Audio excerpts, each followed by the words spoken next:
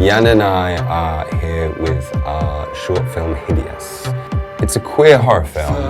It's a journey through fear and shame, but along the way it is also very fantastical, but also I like to think deeply emotional as well. Je crois qu'on avait vraiment envie d'une explosion de couleurs, de beauté, de joie. J'ai vraiment une liberté folle grâce à Oliver, grâce à Dior, grâce au producteur du film. Moi, je crois que j'aime les monstres sensibles, les monstres qui ont du cœur. Je pense que c'est ça qui a attiré Oliver. C'était l'idée de vraiment jouer un monstre avec une fragilité, quoi.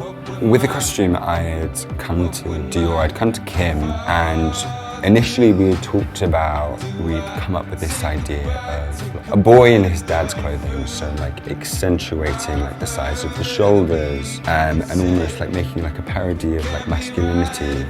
And then underneath that, from having all of this kind of loose tailoring and suiting, I wanted to reveal something very feminine. We are 1 hour before the premiere, and we need to take a moment to breathe. But it's going to be emotional. Je crois qu'on a vraiment fait le film qu'on rêvait de faire.